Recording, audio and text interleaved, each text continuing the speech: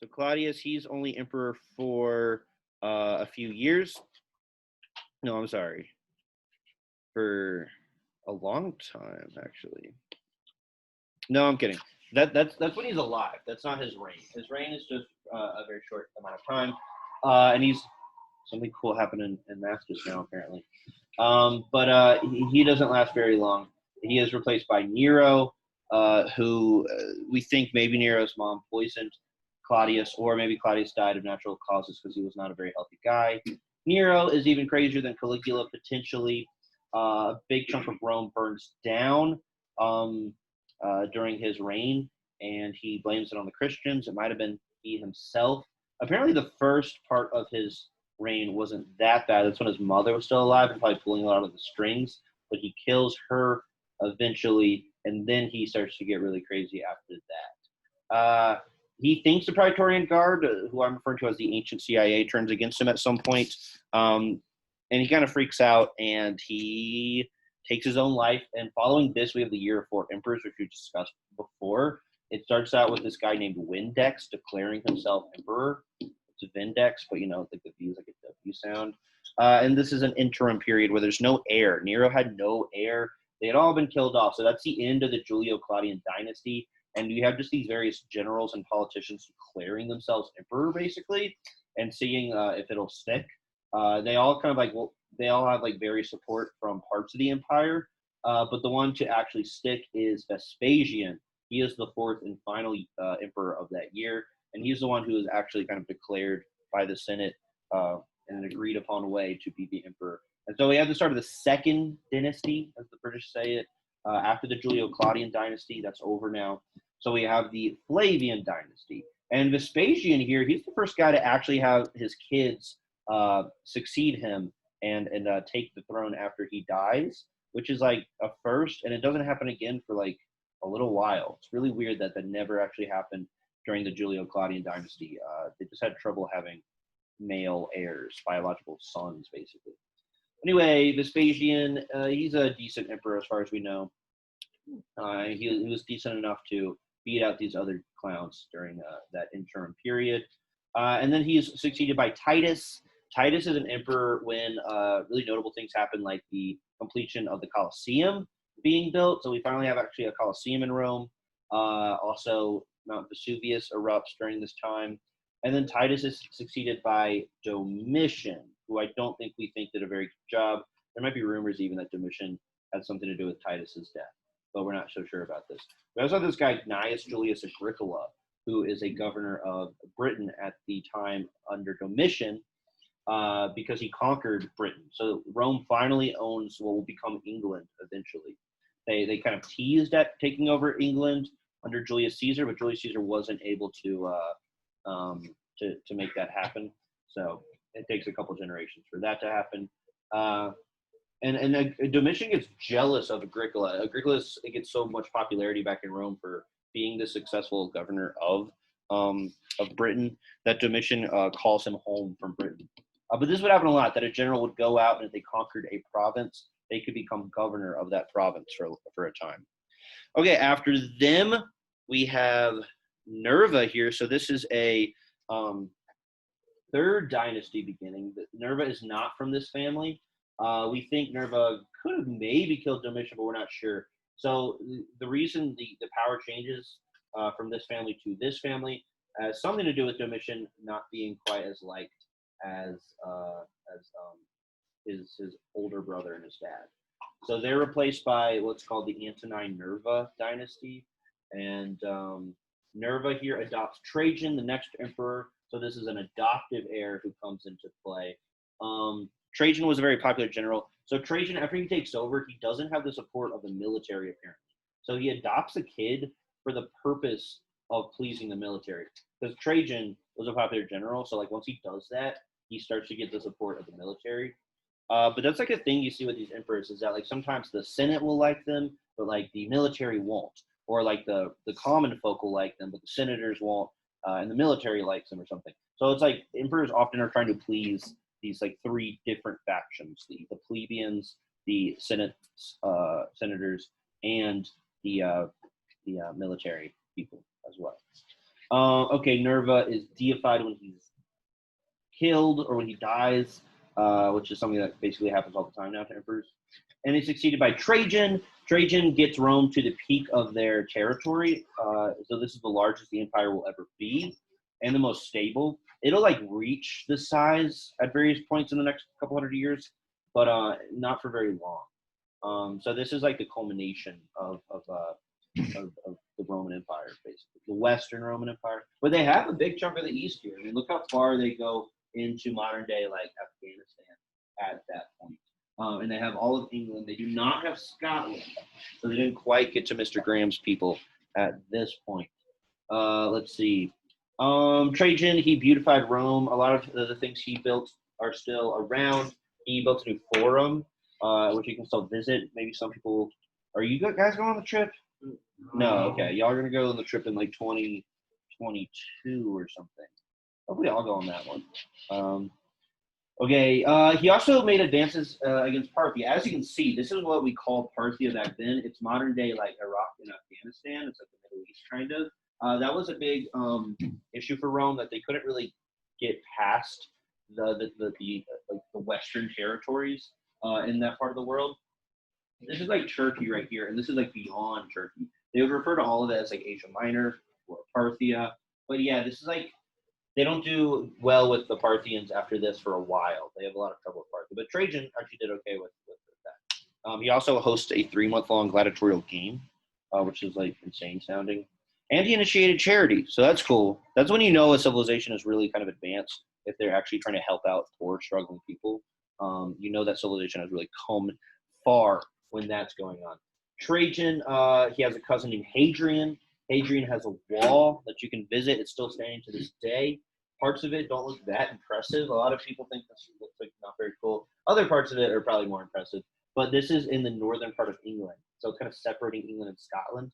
Because they had England, but yeah, it took them a little while to push further. They eventually would. But everything north of that red is like, that's Scotland, modern day Scotland. Back then it was called Caledonia. And they had to separate the part of the Roman part of England from the wild, crazy Scottish people who were up north, who would paint themselves blue and kill Romans. Okay, so we have some smooth transitions of power from Trajan to Hadrian, who liked Greece, to Antoninus Pius. Pius doesn't seem as well. He's pious for one thing. That means he's like ethical. He's like good. That's the same word that Virgil uses to describe Aeneas. But he doesn't seem quite as good as or like as Trajan, Hadrian, and Marcus Aurelius, who we've talked about before. But he's still apparently pretty good. He built a wall even further north of Hadrian's wall, so he did try to push into Caledonia, which is Scotland, and he had some success with that. It lasted for a little while, and he and his successor Hadrian, they're a little less militaristic than Trajan. Hadrian kind of wanted just to like stop expanding the empire because it was like so big under Trajan and just focus on like keeping what they had. So that Hadrian starts that trend, and Antoninus continues it. Antoninus adopts Marcus Aurelius, who we've talked about before, this philosopher king guy who was like really not experienced with military stuff. He's like in his 30s when he becomes the emperor. He's like a really smart guy. We've talked about before. He's a philosopher emperor or philosopher king, in that like he's aware of this idea that Plato had, that the best person to be a ruler is someone who just like grows up studying philosophy. And this is kind of what Marcus Aurelius does. He's a very thoughtful guy. He couldn't apply all of that to like military endeavors. That was kind of his weakness. But he writes this really great book, Meditations, outlining his Stoic philosophy. Do I have the thing about? So Stoicism is this Greek philosophy about doing what's right and like not worrying about things you can't control. The goal of Stoicism is like happiness and fulfillment in life, which is similar to this other Greek philosophy, Epicureanism. But Epicureanism is all about just like doing what you like to be happy, whereas Stoicism is doing the right thing to be happy. So both have their points, Stoicism and Epicureanism. Y'all probably can't see this, but this is interesting to me. This is what historian Dio wrote about Marcus Aurelius. Marcus Aurelius did not meet with the good fortune that he deserved. He was not strong in body and was involved in a multitude of troubles throughout practically his entire reign. Some of those troubles include, I just need to go back to this map. these kind of like proto-German people gave him a lot of trouble. So like some German people up around here called the Manihi gave him a lot of trouble, and Parthia was giving him trouble. So they were not able to hold on to Parthia for long, modern day Afghanistan. So that's kind of what he referred. Oh, and there's a plague that happens under Marcus Aurelius, and we think it either came from Parthia or maybe China. Because even though they didn't really interact with China too much, there might have been some trade happening already with the Silk Road, which kind of comes down through like the northern part of India into the Middle East. And so even back then, China was causing plagues. We think it was just smallpox, but back then it was like killing thousands of people. So anyway, those are the troubles that Marcus Aurelius had to deal with, other than the fact he was just like really smart. And so like smart people usually have like harder time with certain things. Than like if you're say Nero or Caligula and you just like have people killed when you have an issue. Marcus Aurelius probably wouldn't do that. He would just kind of like suffer. So anyway, for my part though, I admire him all the more for this very reason, that he had so much trouble, that amid unusual and extraordinary difficulties, he both survived himself and preserved the empire. Just one thing prevented him from being completely happy, namely that after rearing and educating his son in the best possible way, he was vastly disappointed in his son. This matter must be our next topic. For history now descends from a kingdom of gold, Rome, to one of iron and rust. So he's saying basically because Marcus Aurelius was disappointed in his son, and his son was disappointing Commodus here, Rome begins its decline. And this is kind of true.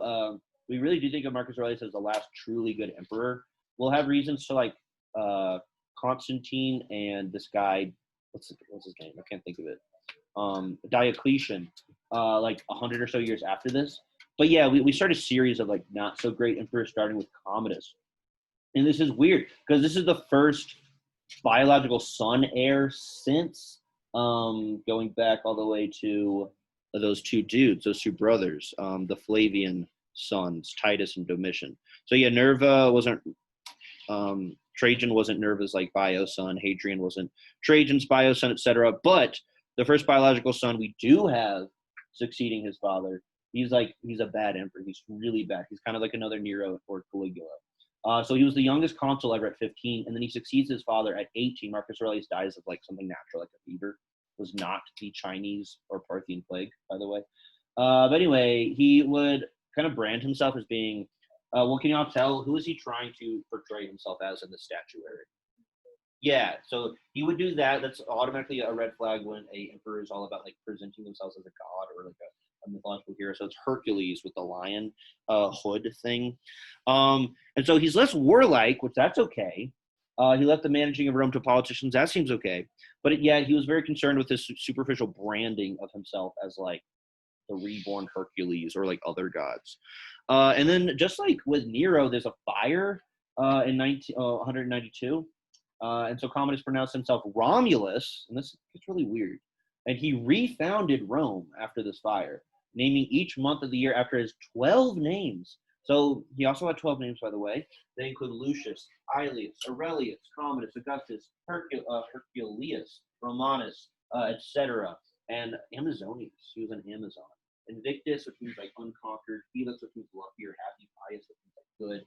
So, okay, that's weird. He changes the whole calendar. It doesn't stop there. He renames the entire city to Colonia, Lucia, Ania, Comadiana, which is, it's just in a lot of words, but the important thing is that he's putting his name in there. So he's naming Rome after himself. And he keeps going. He like names, instead of like Roman soldiers, they're now called Comadiani. And he just goes wild, like naming everything after him now that he is like Romulus. So clearly kind of like megalomaniacal, a little sociopathic maybe not quite as violent as Nero. Well, no, he is. We'll see why he's just as violent. So he also liked to, this was something that I think started under Nero or Caligula, but like he would go do gladiatorial stuff. And of course, like if he's going to get on the field, he's going to make sure like he's not going to die. So if he's like fighting against somebody, it's kind of like WWE fighting where it's like scripted and like you know he's going to win. He's not going to lose or get killed by a gladiator. I don't think he would kill the gladiators who would fight. They would usually kind of like forfeit or something. But he would kill a lot of animals. So I kind of hesitate to show you guys this. And this is just a Wikipedia article. But I don't know. I just want to kind of like paint the picture of this guy as like as accurate as I can. And sometimes this happens where we don't know if historians are being like totally accurate. Sometimes historians just don't like a person, so they'll make him seem really bad. But okay, let's see. So he would dress up like a gladiator, blah blah blah. Here, this is where it gets crazy. He would, according to Cassius Dio, Commodus once killed 100 lions in a single day.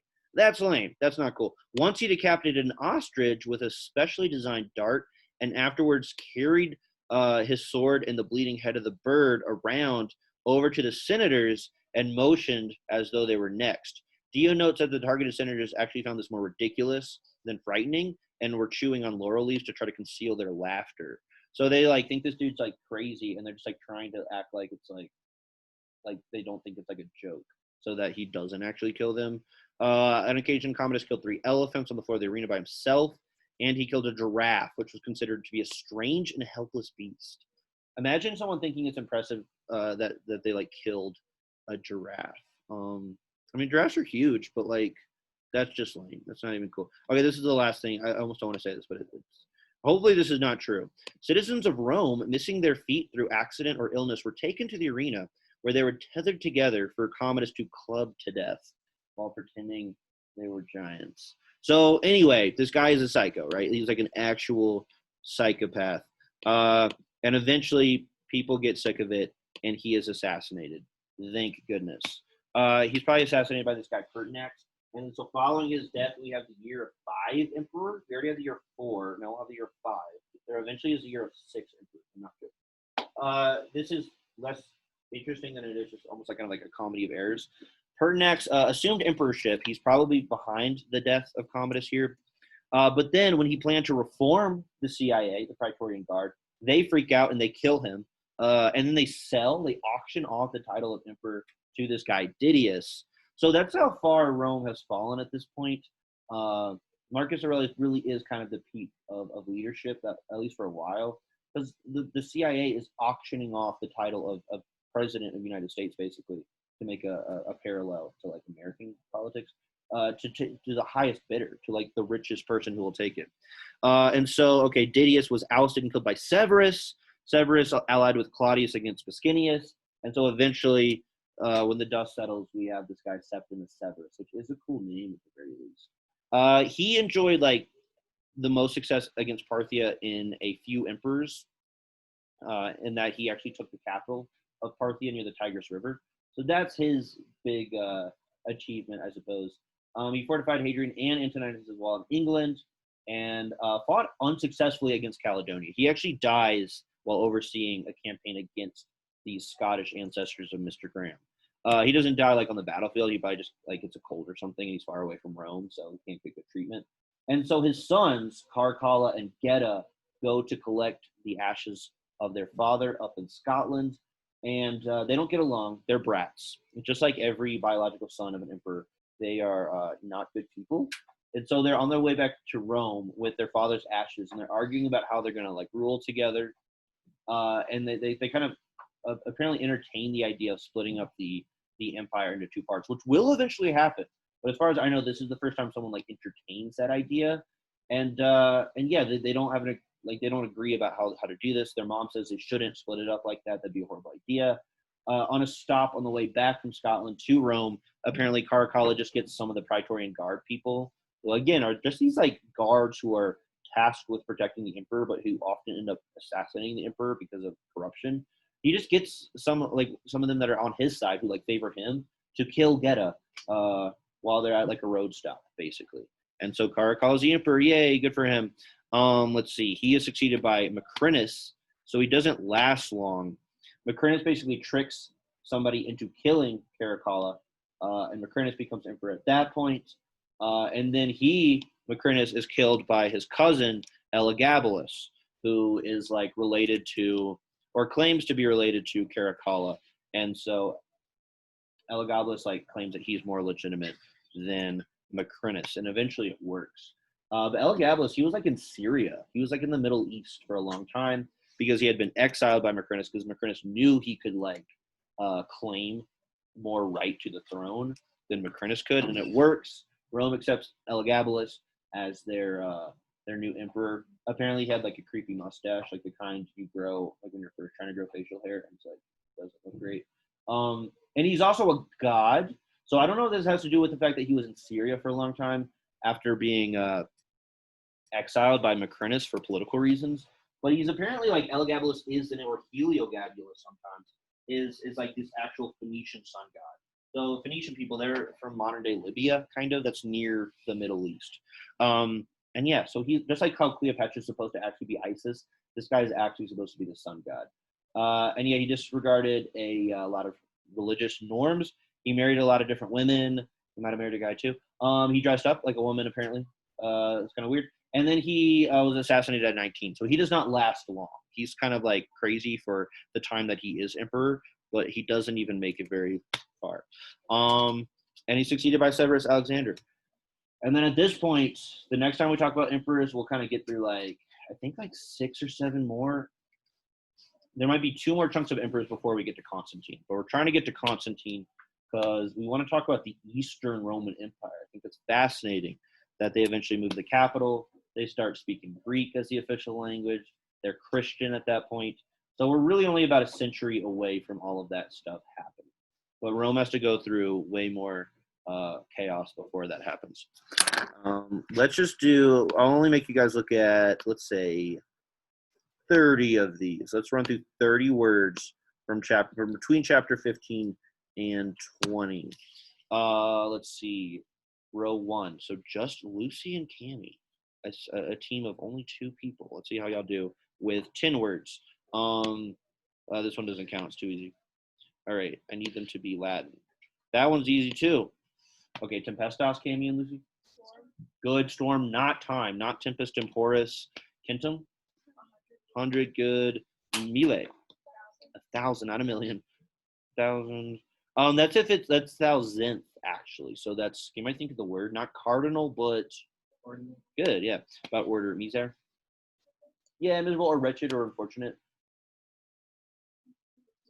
Between. Good. Or among. It can be amidst even. Itakwe. Yeah. It's kind of like and so. I mean, honestly, and is fine. Or like therefore. Adverb. That's weird. An adverb, not a conjunction. Commito. Yeah. Or to entrust. Or to commit. Expecto. Yeah, that one's easy. Okay, that's 11. Let's go to like 13 for you guys. Iacchio. So I think of this I as a J, and then if it's a J, this might kind of help. Or eject, but it doesn't actually mean eject. When you're ejecting something in a very forceful way, it's almost like you're, yeah, so it means to throw or to hurl. So I don't know if that actually helps at all. But we get words like subject and inject from it. Reject, project, projectile, vomit. Okay, last one. This one's the same. Yeah, it's like a stronger version. Okay, now Caden, Parker, Keaton, Elena. Oh, you're not gonna get 10. Tomeo? Not time. That'd be tempest temporis. This is a verb. Clearly. It's kind of related to related to Timor. Timor, which is like if a mouse is very timid, it has a lot of fear. So this means to fear, yeah. This is the opposite of tereo, that verb we get back in chapter 1. It's the opposite. This is to fear instead of to scare. Unis. 1, duo. Oh, they're not going to just go in order, are they? 3, don't go in order. Or okay, I think we can make it like random shuffle. There we go. Let's post it. Let's do like 5 more for y'all. This is an adjective. B word's like potential. It's kind of like the possum, maybe. That doesn't really help. Potential. Impotent. Impotent is the opposite of this. If you're impotent, you are not like powerful or strong. See, able. Yeah, it's related to possum. Posse the possum, right? To be able to. Okay. 4 more for you guys. More like admit or receive or let in. So it's actually almost the opposite of sending. Just mito would be send. Libero. 3, 1 more for y'all. Yeah, so this is basically potens, potentis as well. So another third declension adjective. All right, back row, Luke, Chloe, Bailey, Carly, and Abby. The biggest group, y'all should know all of these. You have so many people. Pro, Bayo. So what? Yeah, to prohibit good. It takes a ablative of separation. Like if you keep a direct object from an ablative of separation, or to keep out undecem, the number. Which one? Yeah, good 11. Yeah, just have to check. Timeo. No, we just had it. It means two. Huh? Yeah. Oh, Luke. Yeah. Okay. Yeah, it's to fear. Yep. Hopefully, we can tell when things are verbs. Like this is. It's weird that it's a verb with only three principal parts, but it is a verb. I guess there's no fourth principal part for some reason. Quatuor. Or we saw that. Longest. Tough. This one's hard. Anyone? Who's long? Levis. What, Luke? Yeah, it's like light, as in like lightweight or slight or easy, trivial. Requito. Recite's fine, or read aloud. Let's do five more for y'all. Quintum, 100. Kipio. I think this was on a reading yesterday. To not to end, but to begin. Whereas coipi is like began. Quique quad. Gives me like who, which, or that, depending. What? I guess it could be. Yeah, it could be what if it's a question. Inter. Where you have that? Do y'all know it though? What? No. It's like among or between. So internet, I guess, means like networks that run between like modems all over the world or something. Keto. Hmm? Yeah, good. Quickly. This is quickly. Don't. I think it has a good related word to help us. Pronuntio means to pronounce or proclaim or like say out loud. Kind of like Rakito. Pero? Cammy? Yeah, this is to prepare. So just add the prefix to this to remember that it means to prepare, not just pair. Isn't it weird? There's some words that like because like there's prepare as a prefix, but you can't just pair something. I get what does it mean to pare something down? Is that PARE or is it PAIR? I think it's PAIR. Yeah. Anyway, some words you can. There's like so many different prefixes that you can do for certain things. Actually, let's talk about that real quick. Have we done the thing to press? Like, think how many English prefixes we can put on the word press. And also for. What are some words we can make out of press with little prefixes? Suppress. What else? Impress. You impress someone, huh? Depress, yeah. Like you can like push something down, depress it, like a tongue depressor. What else? Compress, repress. If you're like repress and suppress and depress, all kind of mean the same thing. What about fur? Anyone? That's gonna be part of a verb that we get soon. Yeah. Yeah. Prefer. You said defer. Yeah. Defer, refer. Huh? Infer. If you're like if you're inferring information from like context. Defer. Yeah, if you're saying like, oh, I defer to this person, like you should ask them instead of me. I'm gonna refer somebody to somebody. Confer, infer. We already said that. Refer, prefer. There's a lot. Anyway, I like thinking of those. And this is retro unfortunate. All right, we'll stop there. Yep, y'all just got a few more minutes, but hopefully those quizzes went good. Thank you very much. Goodbye.